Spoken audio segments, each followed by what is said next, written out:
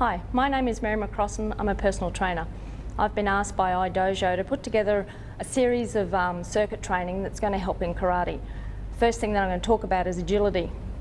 Agility is the ability to move your body from one point to another in really controlled movements with quick succession. So the first thing that I'm going to do is just take you through all of these different things that we're going to do for agility, just pointing out a couple of key points that are really essential to make sure that you are doing them correctly and that you get the greatest effect from these. These sorts of things will certainly help in your karate fitness. There might be things that you've not done before, there might be things that you have done before, but it's really good to step outside that circle that you train in and try different things. So the first thing we'll do is some agility work. Okay, so these little purple frisbee-like things are called gliders. What we're going to do are switches. So switches are just taking one leg going in front, one leg coming behind. Really, really important key point. So I'm just going to have Rachel come down onto the gliders. So you just have one foot in front of the other.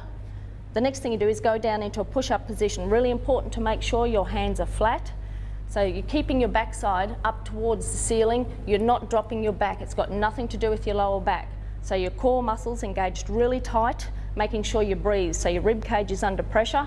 You've got to learn to breathe in this one. Sounds silly, but a lot of people hold their breath. So all we're going to do is start switching our feet. So we're just extending the leg. The other knee comes up close to the chest. So it just puts a lot of pressure on your shoulders. So you've got to take everything down through the wrists. Keep your backside up. And we switch through. Make sure you don't do this fast, you do it slow, because this is the first part of the agility training. You've got to do it slow, because what we're doing is stretching the muscles and the ligaments, and then they're going to contract. So we're just getting a little bit of heat in the legs first, so don't do them too fast. Allow everything to adjust and adapt. Lovely, thanks Rachel. Okay, so we do normally 100 of those. If you need to have a break at 50, you have a break, do the next 50. So the next thing we have is a fireman's ladder.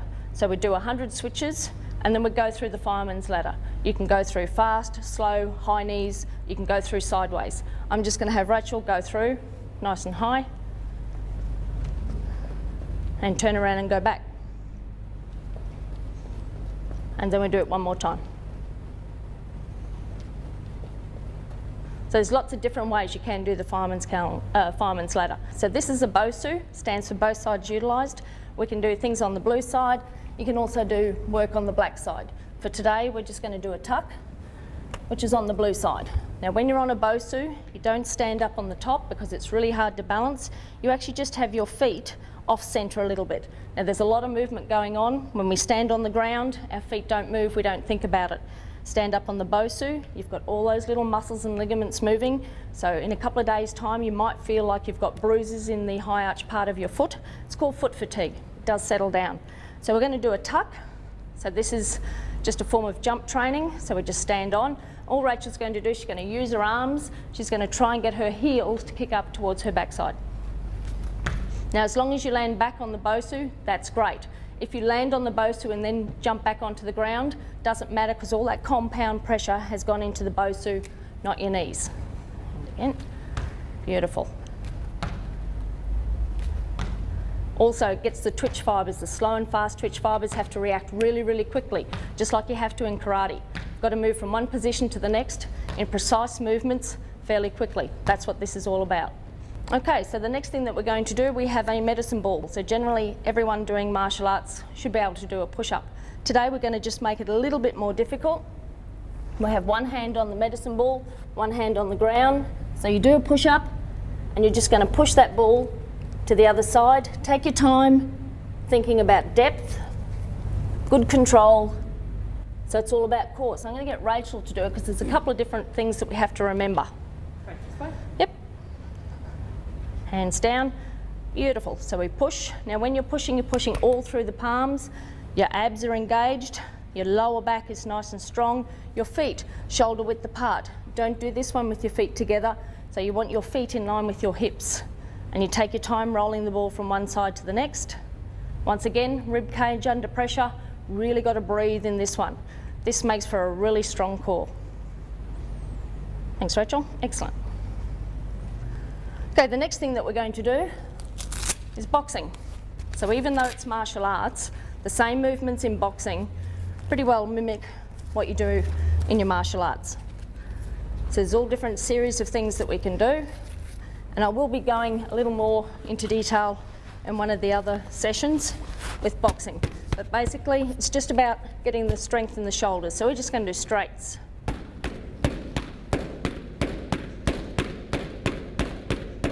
5, 4, 3, 2, 1. Then we're going to do hooks. So hooks is all about keeping those hips nice and liberal, just like you do in your martial arts. 5, 4, 3, 2, 1.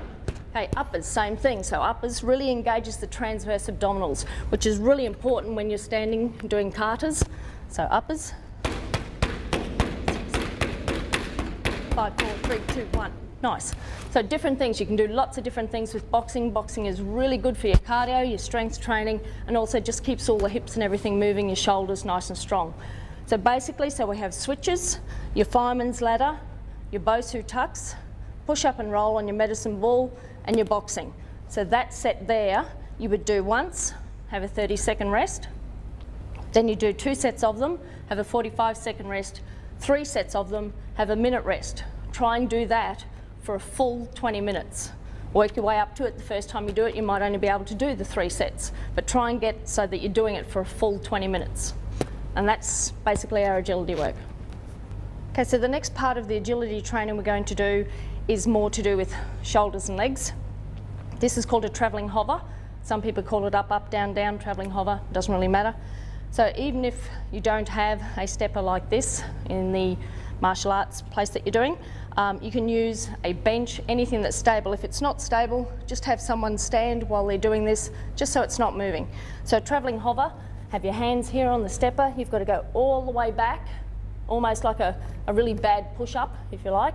So our hands go down, hands come up. What we're trying not to do is have your backside in the air and you're trying not to roll.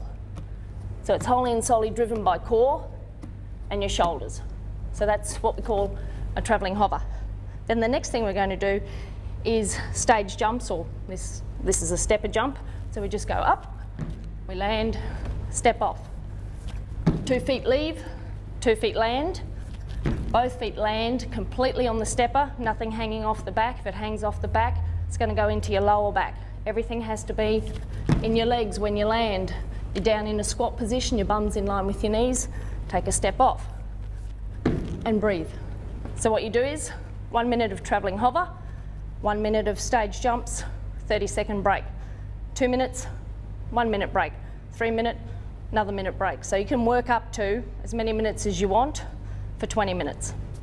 Okay, so these are known as gliders to do your switches. Not everybody has gliders. So what I started with, I just got 2 pieces of A4 paper and laminated them.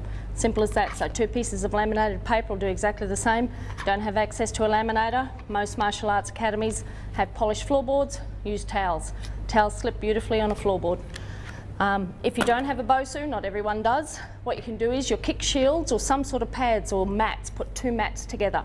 The whole idea is that you do your tuck, but you don't land on the ground, because when you land on the ground, compound pressure goes into your ankles and your knees. You just want something to cushion when you land. Not everyone has a fireman's ladder. If you can just get an ordinary ladder, great. Not everyone is going to be bringing a ladder into the academy. So what you can do is just get belts. Lay them all down in a line and get people just to step through the belts as if it was a ladder. Most people have a medicine ball or some form of ball that you can actually just use and roll. They're not hard to find, they're not expensive to buy, so you can usually get one of those. If you don't have a stepper, just a simple bench. If you find that the bench is a little bit unstable, just have someone stand with their leg against it while the other person is doing the travelling hover, just to make sure it doesn't move and it's a little more sturdy. Other than that, push the bench up against the wall, just to make sure that it is sturdy.